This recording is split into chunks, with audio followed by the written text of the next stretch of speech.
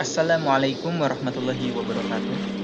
Perkenalkan saya Rafiq Naufal Sidik, NIM 1281635 dari Prodi Meteorologi ITB, akan mengkisahkan sebuah kisah tentang seorang pemuda yang kuliah di kota.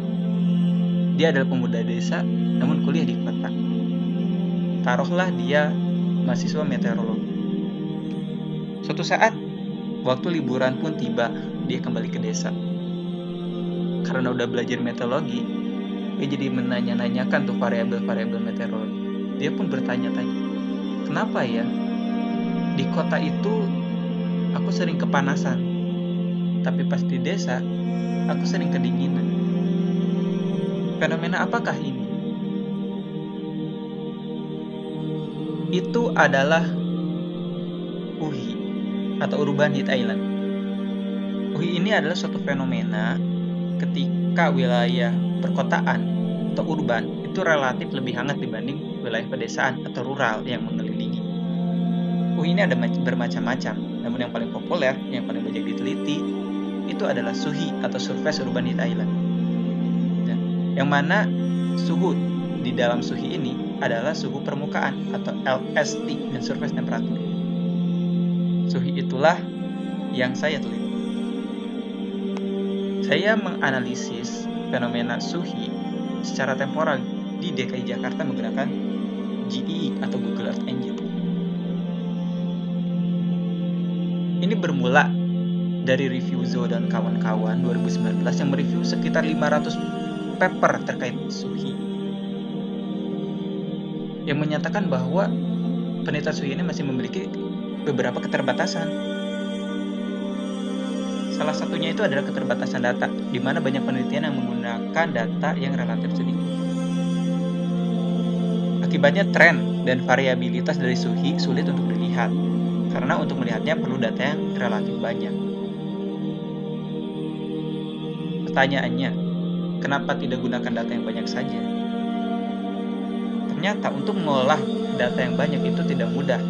Kenapa? Karena ini adalah data satelit yang ukurannya besar-besar.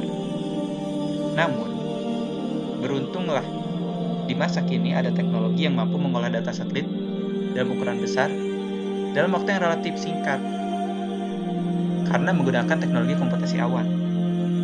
Inilah Google Earth Engine yang saya gunakan dalam penelitian ini.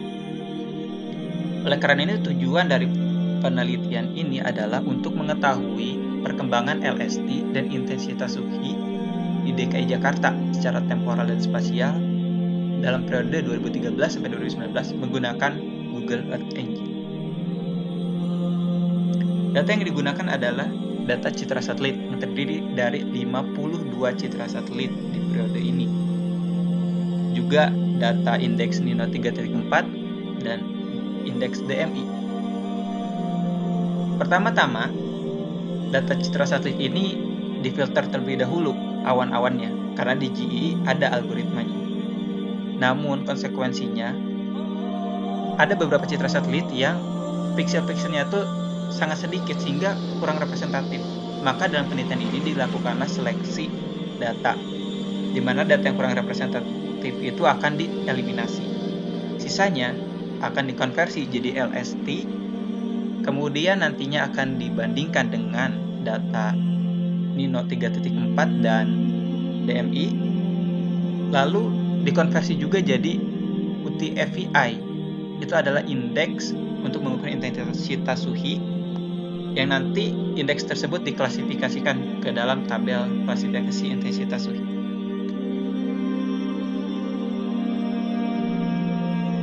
Hasil pertama adalah plot cakupan area. Ini merepresentasikan persentase pixel untuk tiap citra satelit. Dari 52 citra satelit ternyata banyak citra satelit yang kurang representatif.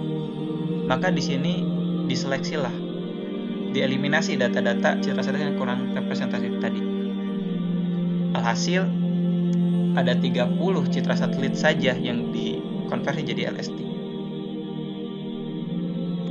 Dan dibuatlah plot per tahunnya atau kompositnya. Sehingga di sini kita bisa mengetahui paling tidak ada dua hal. Pertama, bahwa LST DKI Jakarta di periode ini cenderung meningkat. Dan di sini peningkatannya itu trennya itu sebesar 0,47 derajat Celcius per tahun studi. Tapi ini tren jangka pendek di periode studi ini saja. Yang kedua, bahwa kenaikannya itu mengalami variasi atau variabilitas. Ada tahun yang LSD-nya tinggi dan ada tahun yang LSD-nya rendah. Tidak naik terus-menerus secara konstan ternyata. Lalu dari segi spasialnya, di sini kita bisa menganalisis pusat-pusat panasnya, pusat-pusat panas lokal atau LSD yang tinggi yang direpresentasikan oleh warna kemerahan.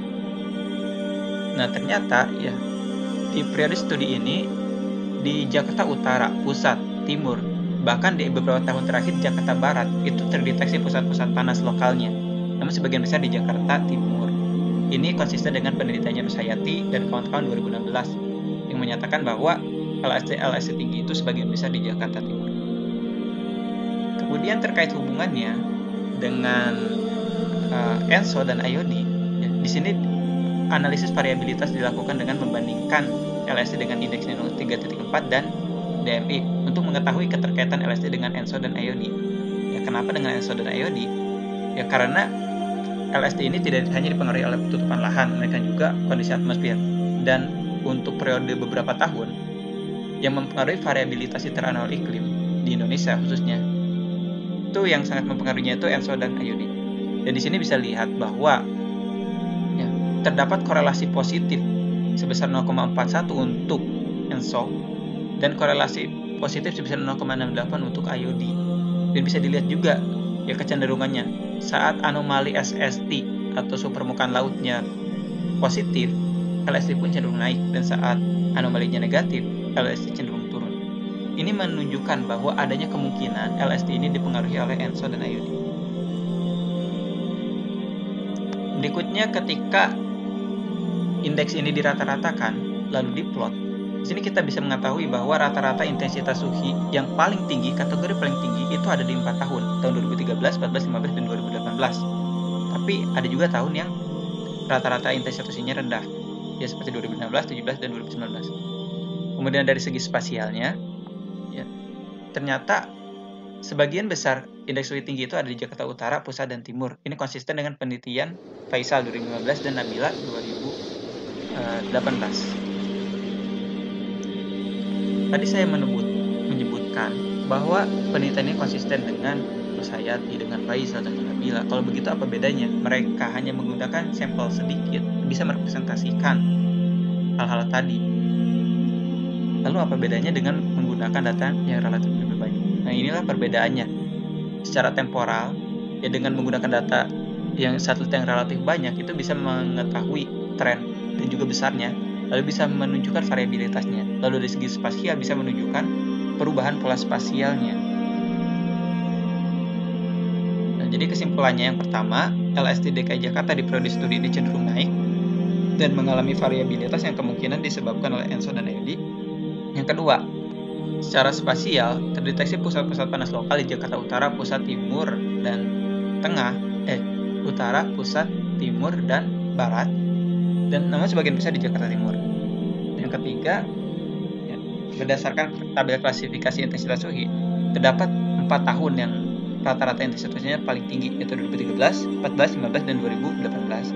Dan terakhir, metode penelitian menggunakan GE ini bisa dilakukan ke depannya karena bisa mengolah cita soda secara efektif dan efisien. Ini daftar pustakanya. Terima kasih.